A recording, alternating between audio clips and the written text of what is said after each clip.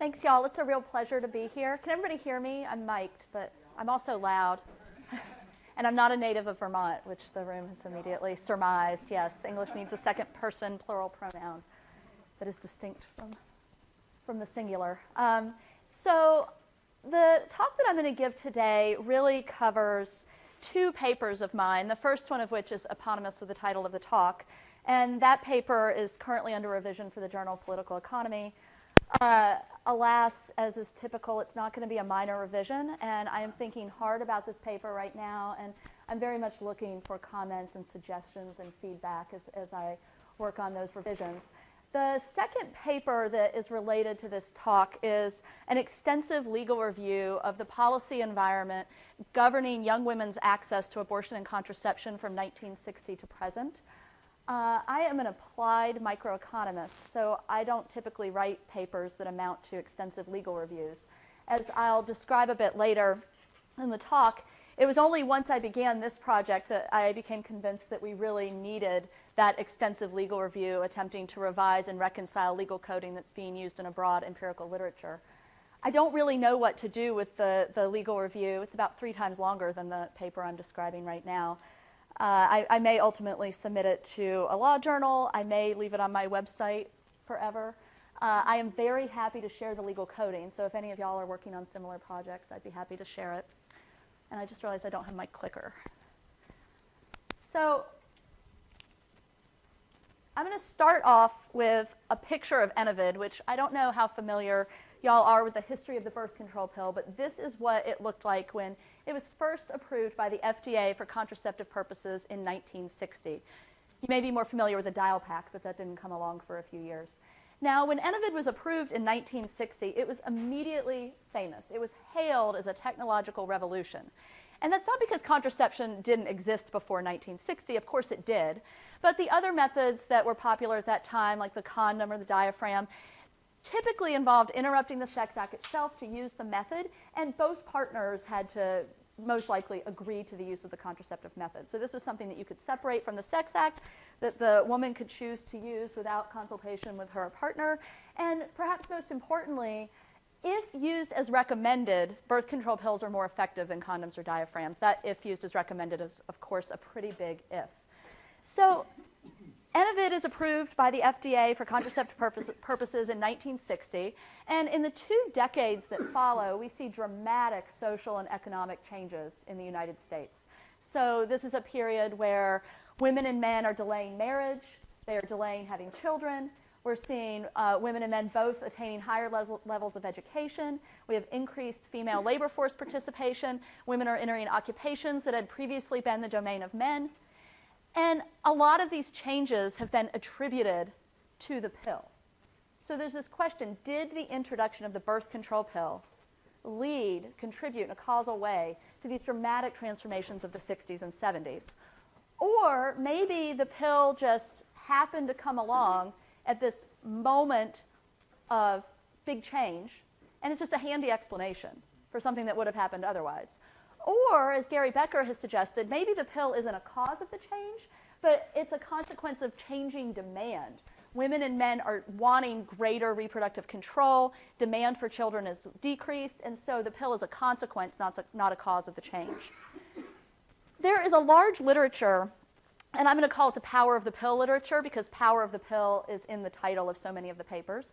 There's a large literature that's attempted to identify causal effects of the pill that's contributed to what I think is quickly becoming, if it isn't already there, a conventional wisdom that in fact the pill played a causal role in these changes. And to kind of sum that view up, I stole a promotional video from Planned Parenthood. It's on YouTube. I'm not sure steal is really the right verb here. It's on YouTube, and it's celebrating the 50th anniversary of the pill. So this kind of tells the story that we typically hear when we talk about causal effects of the pill.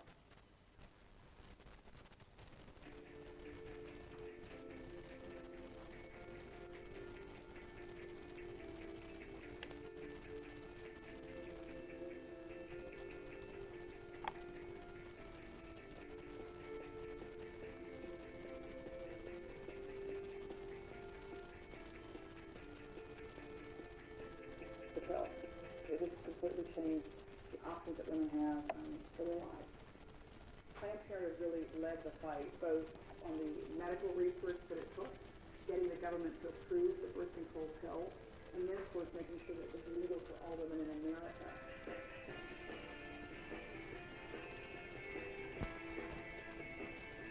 It was illegal at that point. The clinic shut down, but that was really the founding of Planned Parenthood.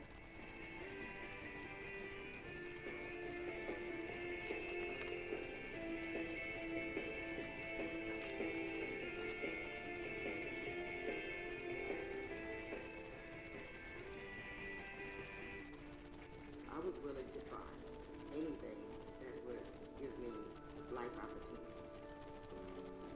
In many states, it was illegal to get birth control.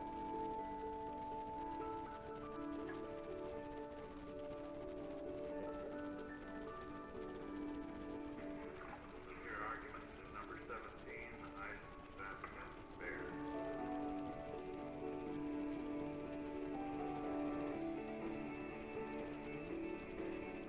It helped my marriage and it helped my career.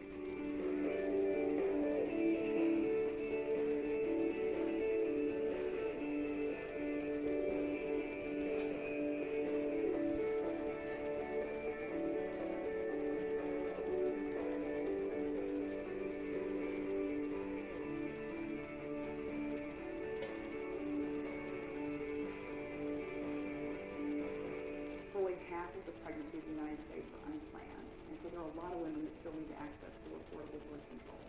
So it's important as we implement now this new health care law that we ensure that all women could get access to free birth control in America.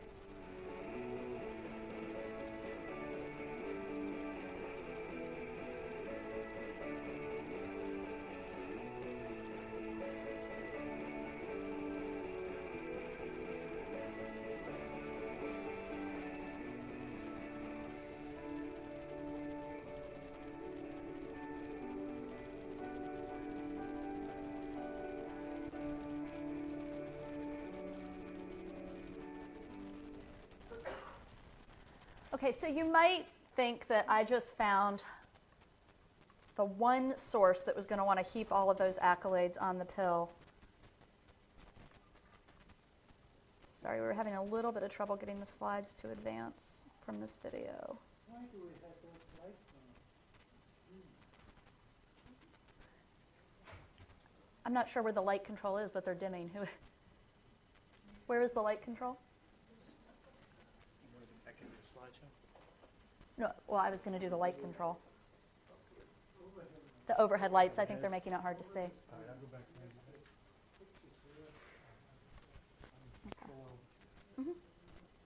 Okay, so hopefully those lights will dim and you'll be able to see better. And I have just advanced this. So you might think that I was just picking like the one source that was going to heap these accolades on the pill, but it's not hard to find others.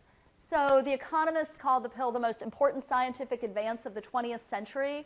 The president of the National Institute for Reproductive Health said the pill created the most profound change in human history. Authors covering the history of contraception have said that the pill did more for the equality of women than any other single factor, certainly in the 20th century.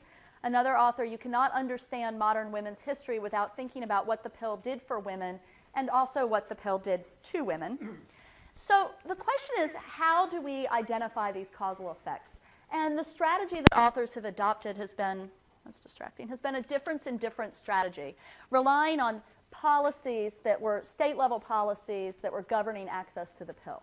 So broadly, if you want to think about federal policy, there's 3 years to keep in mind. 1960, the FDA, well, this isn't federal policy, but policies governing the entire country. In 1960, the FDA approved Enovid for contraceptive purposes. At the time, there were still state Comstock laws in some states that limited the ability of any woman to legally obtain the pill. In 1965, the U.S. Supreme Court decision in Griswold v. Connecticut struck down any of the remaining Comstock laws from that period with respect to married women only. Now, at the time, there wasn't a single Comstock law that differentiated between married and unmarried women. They just talked about the ability of physicians to prescribe the pill and distribute contraceptives. In the aftermath of Griswold v. Connecticut, 2 states, Massachusetts and Wisconsin, amended their Comstock laws to specifically say unmarried women still could not consent to contraception. So in 1972, the U.S. Supreme Court reviewed the Massachusetts law in Eisenstadt v. Baird and affirmed the right of unmarried women to access contraception, at which point adult women, whether married or unmarried, according to the Supreme Court ruling, had the ability to consent to contraception. But most of the papers that in the power of the pill literature aren't examining policies that are affecting the ability of adult women to consent to contraception, but rather are looking at policies related to the ability of young unmarried women to consent to contraception, of minors. So common law precedent is that minors cannot enter into contracts, and consenting to medical care is entering into a contract. So in 1960, when the pill was introduced, the default policy was that minors could not consent to any medical care absent an affirmative statute or court ruling in a particular state that allowed them to consent to the birth control pill. So in 1960, women under the age of 21, which was the age of majority in most states, could only consent to the pill in 8 states, and all of those 8 states were ones that had set the age of majority for women at 18. So the 18-year-olds were actually adults, and 18-year-olds could consent to the pill in those states. By 1969, this had increased to 15 states, so what we're seeing is legislation that is lowering the age of majority to 18 in some states, and we're seeing medical consent laws that are granting minors the ability to consent either to broad medical care, or some of the medical consent laws specify specific types of medical care that minors could consent to. Some of them also involve mature minor doctrines that say minors that are deemed mature by prescribing physicians can consent to medical care. So by 1969, 15 states have affirmative policies allowing minors to consent to contraception. And then between 1970 and 1973, there's a flurry of legal changes in an additional 32 states granting women under the age of 21 the ability to consent to contraception. Now, this is going hand in hand with the enactment of the 26th Amendment, lowering the voting age, and controversy over the drafting of the Vietnam War. And a lot of these states are lowering the age of majority, giving women who are aged 18 to 20 the ability to consent to the pill because they're now deemed adults. In other states, we also have more medical consent laws, mature minor doctrines, and laws governing specifically the ability to consent to contraception. So what we're seeing in these first few years of the 70s is a flurry of legal changes that are causing a greater diffusion of access to the pill for young women. So Golden and Katz, in the seminal paper in the JPE from 2002, exploit variation in the timing of these state laws granting young women the ability to consent to contraception to estimate causal effects, plausibly causal effects of these laws on the age at which college-educated women married and on the probability that they then went to graduate school after college. And the estimation strategy that they're using is a differences in differences strategy. It's a pretty standard setup. So here it is in a regression framework. You're regressing some outcome on an indicator that an individual was treated. In this case, being in a treatment group means being subject to a more liberal policy granting access to contraception. And you have a set of state fixed effects that control for time invariant average differences between states. And you have a set of year fixed effects that control for spatially invariant temporal shocks in the outcome. So this is a standard setup. I'm not sure, probably some large fraction of y'all use differences in differences estimation every day, and this is all very standard. But for those of you who might not, I have a little bit of intuition, because the intuition for the identifying assumptions underlying this strategy is really important to my talk. So here's a simple exposition of differences in differences estimation. So let's think about just having 2 states, and one state's going to be the treatment state, and the treatment state expands access to contraception. And we observe some outcome in the treatment state before they expand access, and then we observe that same outcome in the treatment state after they expand access to see what the difference in the outcomes is for that treatment state. The typical problem is that maybe the outcome was just going to trend this way regardless of the enactment of the new policy, regardless of the treatment. So here's the difference for the treatment states. What you want to do is identify a control state that over this period did not implement that treatment. And we observe the trend in the outcome for the control state and compare the difference in the outcome for the treatment state to the difference in the outcome for the control state. Now, what this essentially means is that you're using the control state as a counterfactual, and you're assuming that absent the imposition of the treatment state would have had a similar trend. So the difference in difference estimator assumes that the effect of the treatment is the difference between these two differences. And the crucial identifying assumption, again, is that the trend would have been similar in both states absent the treatment. So using this differences in differences strategy, Golden and Katz find, they argue, that states where young women had confidential access to the pill, well, young women living in states where they had confidential access to the pill, married later and were more likely to attend graduate school. And this was followed by another influential paper in the QJE by Martha Bailey, who uses CPS fertility supplements and argues that women who had confidential access to the pill also gave birth later, and they were more likely to be in the labor force in their 20s. And then there are a whole series of other papers, many of which have power of pill in the name, who are looking at fertility. Goldie also looks at fertility rates. Hawk looks at college attainment of men and women. There are papers on long-run outcomes for children, marital stability, labor supply, occupational choice, and wages. Using this type of identification strategy, this idea that we're going to look at differential changes in outcomes for states where young women had confidential access to the pill versus states where they didn't. So I see three problems with this literature. The first problem is the coding of the legal environment. So when I started this project, I was actually really focused on the third potential problem, failing to control for confidential access to abortion, which I'll get to in just a second. What I anticipated doing was just adopting the legal coding used in the literature for confidential access to the pill and adding information about confidential access to abortion. But when I went and reviewed the 4 sets of authors who had somewhat independently coded access to the pill, I found that they differ on the year in which teenagers could consent to the pill for 35 out of 51 states in DC. And this isn't 3 of them all being in agreement and 1 of them not being in agreement. There are big differences between all of the papers. And these aren't differences where they're arguing about whether the effect was in December, the policy change was in December or January. A lot of the differences are like 15 years. So these are big differences for a lot of states. And I couldn't decide, like, which one do you use? So then I thought, well, I'll go back. A lot of them were citing a couple of manuals produced by a government agency, DHEW, back in the 70s that were describing the state-level policy environment. I thought, well, I'll just go read those manuals and I'll figure out the mistake. It turned out to be a lot harder than that. The manuals are snapshots at a given period in time. They don't necessarily tell you when a policy change took effect. I just know if it existed in 1972 or 1978. And it was also hard to tell from the manuals how the policy change might have been received by physicians. And suddenly the legal environment started to seem more ambiguous to me than you would think when you just read these papers at first glance and you say, oh, here's this clear change in the legal environment, and now we're going to see how everybody responds to it. How clear that change in the legal environment was really, I think, varies quite a bit by state. So at that point in the project, the smart thing for a pre-tenure professor to do would be to say, this is going to take way more time than I thought it would. I am at a liberal arts college. I don't have graduate students to serve as research assistants for me. And I should have abandoned this and gone to pick some lower hanging fruit.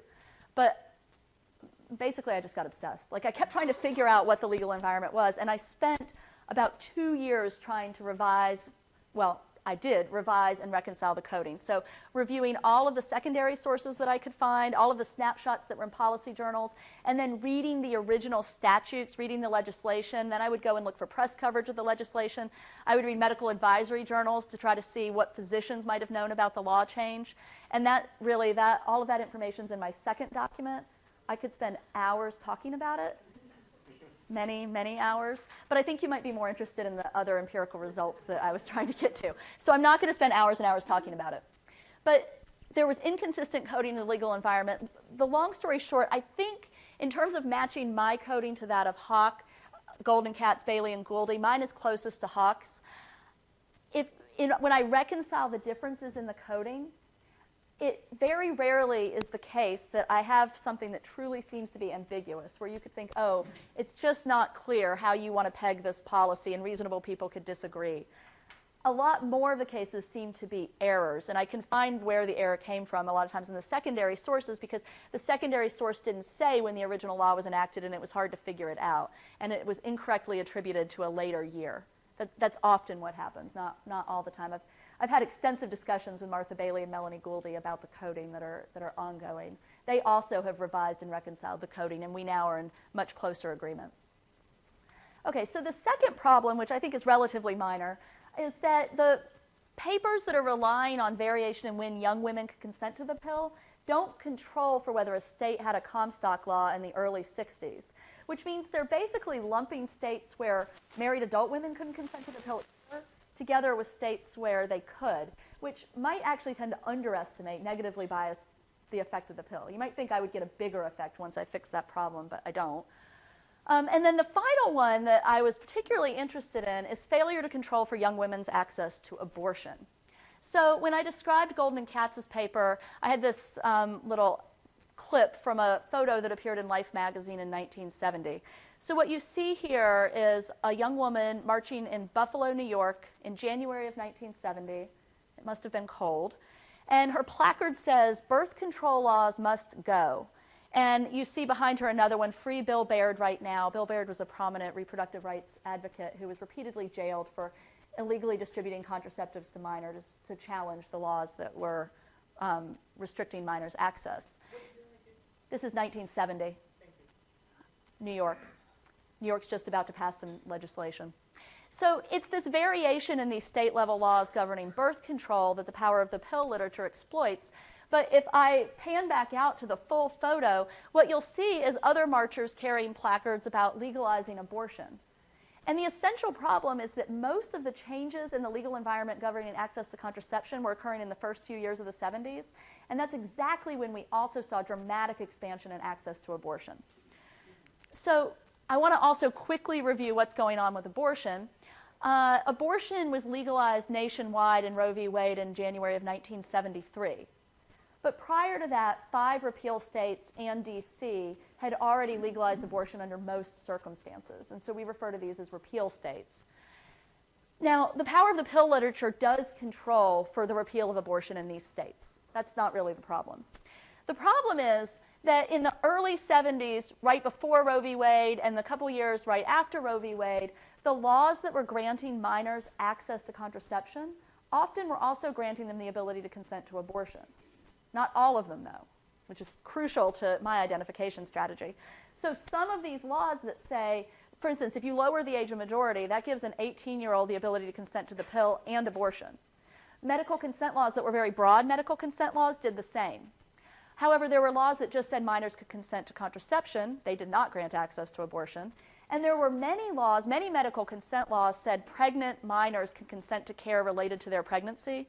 Those laws did not give them the ability to consent to contraception, but did give them the ability to consent to abortion. So we have a lot of variation, but a lot of the laws granting access to contraception were also granting access to abortion, and my concern is that they might have been conflating increased access to the pill with increased access to abortion. And just as a side note, there were 3 landmark Supreme Court rulings in the late 70s governing minors' ability to consent to reproductive services. And if I had to simplistically summarize the effect of the 3 rulings, it would go like this. Prior to these rulings, the default was minors could not consent absent an affirmative policy. After these rulings, the default is that minors can consent absent a constitutional restriction. So my analysis is all going to stop before 1976 because the legal environment was very much in limbo during the late 70s. So this is research about 60s and the early 70s. Okay, so when I started this project, I really wanted to be able to look at sexual behavior. If we think about the mechanisms through which reproductive control should influence fertility and marriage and the economic outcomes that I was particularly interested in at the beginning of this project, it all should operate via sexual behavior. So kind of the first stage should be to look at sexual behavior. The problem is getting data on sexual behavior in the 60s and 70s. There aren't great options. What I have here are just a few suggestive trends. This is not what I'm hanging my hat on, but it's interesting to note some of the trends here. This is from the National Survey of Family Growth. cycles 3 through 5 in the 80s and 90s. They're retrospective questions asked to women about the age at which they first had sex, the age at which they first obtained family planning services, and whether they used contraception at first sex. So if you think about what I have here on the x-axis is year of birth. These are birth cohorts. And if you think about the birth cohorts who were affected by these policies, a woman who's born in 1940 was 20 years old when the pill was approved by the FDA for contraceptive purposes, and was 25 when Griswold v. Connecticut struck down existing Comstock laws. I would expect to see the effects of the introduction of the pill for women who were born in the 40s, in these next few years. These are women who were coming of age when the pill just started to exist. Women who were born in the early 1950s, a decade later, were the women who were really subject to the increased access that took place in the early 70s. And so if you look at these trends, let's just pick the fraction of women who had sex before age 18. What you see is it's pretty flat for the cohorts born in the 40s, and then we see it really starts to go up for the cohorts born in the 50s. So if we think of this as one measure of sexual revolution, women having sex at a younger age, we see that the trend is changing it's coincident with the women who had increased access to the pill. This is consistent with the power of the pill story. If you also look at the fraction of the women who had received family planning services prior to ages 15 to 24 by year of birth, let's pick the fraction who received family planning services before age 18 also. Again, you'll see that most of the action is happening with cohorts of women born in the 50s, also consistent with the power of the pill story. But if you stop and think about what the effect of this might have been on fertility, it's not consistent with Martha Bailey's QJE story about fertility, because it suggests that what women might have been doing is substituting abstinence for pill-protected sex, which is not going to lower fertility, and because the pill fails, it actually could increase fertility. And here I've broken the sample in the NSFG into two groups. Over here in the left panel, you have women who had sex after marriage. The first time they had sex was after they got married, according to self-report. Won't say anything else about that. Over here, you have women who say they had sex before marriage. And what you see with this dark blue line on the top, this is the fraction of them who reported using any birth control. And for women who had sex after marriage for the first time, you see a big increase for the cohorts born in the 40s. You see a huge increase in I think it's pretty big, in the fraction of them that are using birth control. And it's almost completely driven by this red line, which is the fraction using the pill. You don't really see a coincident decrease in other forms of contraception. So for married women, this is consistent with the story that the pill exists and they're using it. And you might expect to see a decrease in marital fertility. But for unmarried women, the focus of the power of the pill literature, for unmarried women, you do see some uptick in using the pill, and it's true, it doesn't occur until 1950, so these are the cohorts that had increased access to it. There's a bit of a downtick in the fraction using condoms. We don't see a huge increase in the fraction using birth control conditional on having sex. This is conditional on having sex. So this again suggests to me that we might not see big fertility effects, because what we might have is a lot of substitution of abstinence or condom-protected sex for pill-protected sex. And similarly, now I'm switching data sets. I'm not using the NSFG here. I'm using CPS June fertility supplements. These are the same data I'm going to use for all of the analysis, the differences in differences estimation results that you're about to see. So the trends would look similar if I use these outcomes from the NSFG. So what you see here is the cumulative probability of having given birth by a certain age by cohort of birth. So let's look at the fraction of women who give birth before age 19. It is trending down for these cohorts of women. But we don't see big changes in the 50s. In fact, it blips up a little bit. But we don't see big changes in the 50s. So again, we're seeing changes in sexual behavior, coincidence with the timing of the diffusion of the pill to young women. But we're not seeing trends in fertility that really seem to accompany that until we see it start to blip down again for the cohorts born in the late 50s. But these cohorts were also getting increased access to abortion. So just looking at the trend, it's hard to you can't disentangle what might be the effect of the pill from the effect of abortion. And these are cumulative probabilities of marriage by cohort of birth. And again, the trend in downward in marriage, it begins for cohorts well before the ones who are getting increased access to the pill. Okay, so here's what I am going to do. I've already told you most of this. I have revised and reconciled the legal coding used by previous researchers. I wish it took longer to say that because it took so long to do. So let's just pause. Years. Okay, I've used a more detailed specification of the policy environment governing access to the pill. I am going to control for the existence of Comstock laws, as well as for laws letting young women consent to the pill. And then finally, I'm going to control for the ability of young women to consent to abortion. So I'm going to skip past this. So if you look at my difference in difference framework, what you'll see is instead of just one treatment indicator, access to the pill, I'm really thinking about 4 different treatments. And there's enough variation in the policy environment that I can take a stab at separately identifying each of the 4. So one is the pill is legal, but only adult women can consent. That doesn't mean minors can't get it. It's possible that their parents could take them to get the pill, and they still could. So the pill is legal and adults could consent. The next one is the pill is legal and minors could consent. And then I have abortion's legal, but only adults can consent. Abortion's legal and only minors can consent. So I'm going to use CPS fertility. It is, and so the way I've actually set this up is a series of linear probability models. So think of the outcome as the probability that woman I in state S gave birth before a certain age, and it's a function of whether she could consent to the pill before that age. And right, so it is varying over time. I actually look at I have several possibilities. I have several setups to this.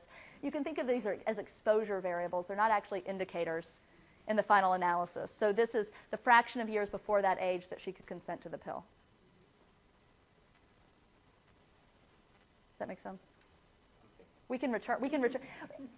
I'll show you the results, and as you think about it, stop me if the results don't help to clarify that. So again, I'm using CPS fertility supplements. The outcomes that I'm going to look at are the probability of giving birth before a series of ages, the probability of marrying before a series of ages, and I also take a look at what I am calling, but probably shouldn't, but I'm calling shotgun marriages, which I define as, because I know I can identify precisely at what age, like in what month, a woman gave birth and a woman married. A shotgun marriage is defined by me as observing in the data that a woman gave birth 7 or fewer months after marrying.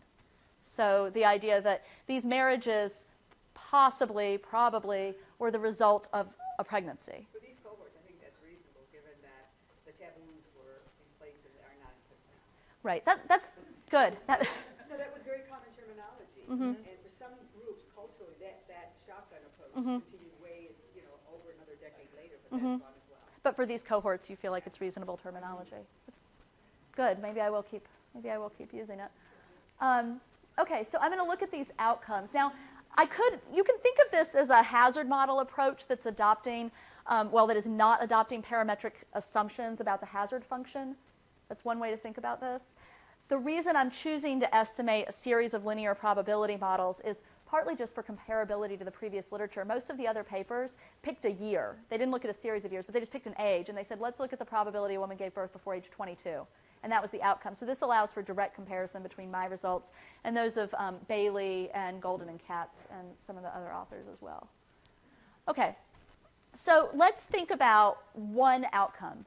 Let's think about the probability of giving birth before age 19 as a function of the fraction of years previously in which the pill was legal, but minors couldn't consent. The pill was legal and minors could consent. Abortion was legal and minors couldn't consent. Abortion was legal and minors could. That's the first panel of this table. That's the top panel. And long story short, I can't come up with any effect of the pill. I can hammer away at the data in various different ways, and I pretty much get small, precise estimates of zero effect of the pill. I have estimates of a negative effect of abortion. They are present with and without controlling for time trends. They are much stronger when I control for time trends. But they're negative and present without controlling for time trends as well. Most of us would see that these are linear time trend specifications, which most of us would probably see as the preferable specification. I'm not reporting here, but I've also controlled with other functional forms for the time trends, like polynomial time trends. So what we see is that a woman who lived in a state where abortion was legal, but she couldn't consent, prior to the age of 19 was 3 percentage points less likely to give birth before the age of 19 than if abortion wasn't legal at all. And that effect increases to a 5 percentage point decrease if abortion was legal and she could consent. And the difference between these two estimates is highly statistically significant, suggesting there is an amplification effect of being able to consent. For marriage, I see something similar. No effect of the pill. The coefficients are actually positive, but no statistically significant effect of the pill. And then a large negative effect of having access to legal abortion. So I estimate a series of models before a lot of ages, and I could show you a table that would have a lot of numbers on it. I think an easier way to understand the result is to think about estimating the probability, the predicted probability of giving birth, that's the outcome I'm looking at here, prior to each age in each of the 5 possible policy environments. So what I do is I take the regression results, I plug in zeros for all of these, so the pill doesn't exist and abortion isn't legal. And then the blue line is the predicted probability of giving birth before each of the age. And then I turn on these indicators. So I say, okay, what if the pill's legal and you can't consent? What if the pill's legal and you can? And again, what you see here is that the effects of the pill, they almost completely hide this dark blue line because I'm estimating no effect of the pill on the probability of giving birth. On the other hand, there are pretty dramatic reductions in the probability of giving birth in environments where abortion is legal, and that's amplified if the environment also allows the minor to consent to abortion. The differences between this yellow line and this blue-green line, which are the effects of the ability to consent, are statistically significant in ages 18, 19, and 20. Similarly, if I look at the effect of reproductive control and the cumulative probability of marriage, I see no effect of the pill, point estimates that are actually a little bit positive, but they're not statistically significant. And then I see reductions in the probability of marriage in environments where legal abortion is available. This amplification effect of being able to consent, this difference, is only statistically significant here at age 18. So it's not completely clear whether the ability to consent is playing a big role in reducing the probability of marriage. But one thing that I think is interesting when I compare the two figures is that the reduction in the probability of marriage at some age A, the magnitude of that reduction is almost exactly equal to the magnitude and the reduction of the probability of giving birth the next year. And I didn't force that on the model. I didn't force that on the model, but those magnitudes are really similar. And what that suggests to me is the decline in the probability of marriage in environments where abortion is legally available is coming from aborting pregnancies that otherwise would have resulted in marriages as a result of the pregnancies. So when I look at the probability of a shotgun marriage, a marriage that I observe being followed in 7 months or less by a birth, you again see almost no effect of the introduction of the pill. It's even possibly, they're not statistically significant, but it's even possibly positive. You can tell stories about technology shocks, but I don't see much here to tell too many stories about. But you again see this big estimated effect of the legalization of abortion. In the paper, I look at various subgroups of the population that I don't really have time to cover today, but I wanted to mention one of them that I think is really interesting. Ted Joyce has a new paper out talking about another limitation of this literature, which is the inability to control for interstate travel to obtain abortions. We treat repeal states like all of a sudden abortion became available in this repeal state and no other woman in any other state could get it, when in fact, I found a newspaper article recently that I sent to Ted. There were abortion flights from Detroit, Michigan to Buffalo, New York weekly where they would sell tickets, and the flight was strictly, they would put women on the plane, they would fly to Buffalo, they would have a bus, they would take them to the abortion clinic, and they would obtain abortions. There was a lot of interstate travel to obtain abortions. Ted has really interesting data from New York where he looks at the state of residence of women obtaining abortions there, and large numbers of the women are coming from out of state. So I do one other cut. We're going to Sweden and Japan to obtain Right. abortion. Right. So if women were willing to travel from the United States to Japan Right. or Sweden, Right. they were certainly going to find their way to U.S. Right. states. And that's why you can think of all of these as probably being negatively biased estimates of the effect of the legalization of abortion, right? These are all almost certainly too small, right? So we're trying to estimate the effect of abortion being legal, but the moment the repeal states come along, women are surely traveling to them. So, okay, so I cut the data one more way, which is I limit the sample to states that are really far away from repeal states where interstate travel was not impossible and was surely occurring, but was more costly, just to see if what I expect to happen does happen. So what I expect is when interstate travel is more costly, I'll see a bigger effect of the legalization of abortion. And that's exactly what I see. So here are the original coefficients estimating the reduction in the probability of giving birth before 19. Ignore all of this. Over here are the coefficients if I limit the states to ones from which travel was very costly, and the magnitude of the abortion effect grows. And the reason I want to point this out is that this is also the only place where I managed to find a negative effect of the pill. That's the only place where it pops up. Now, when we're talking about 5 or 10% significance, and probably 5 or 10% of the time I might manage to hammer out a star, so I'm not super excited about this, but my argument is that I don't think that these laws governing access to the pill had effects on marriage and fertility. This is the only place I find any evidence to the contrary. And it suggests that perhaps in states where traveling to obtain an abortion, a legal abortion, was more costly, maybe the pill had a more important role there because it was more difficult to obtain an abortion. Maybe. The last thing that I do in the paper is try to think hard about the two seminal papers in the Power of the Pill literature, which are the Golden and Katz paper in JPE and Martha Bailey's paper and the addendum that followed it in the QJE. Because those papers have really contributed to the perception that laws governing access to the pill had effects on marriage and fertility. And I'm finding no effects.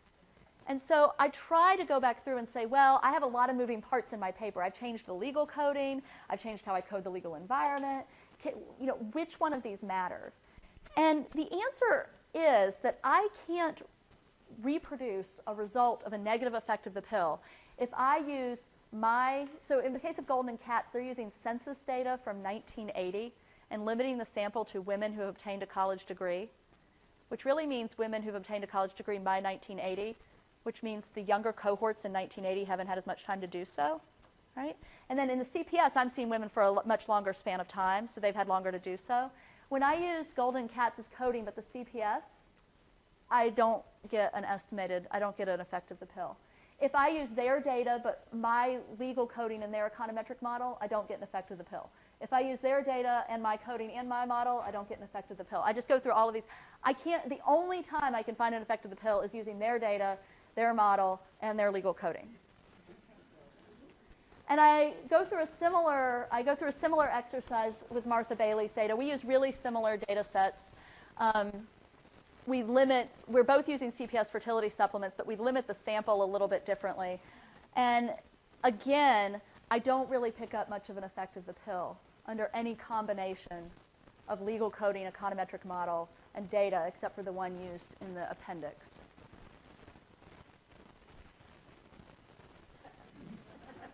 I almost made this the title of the paper, but I really don't think that's what I want the title of the paper to be.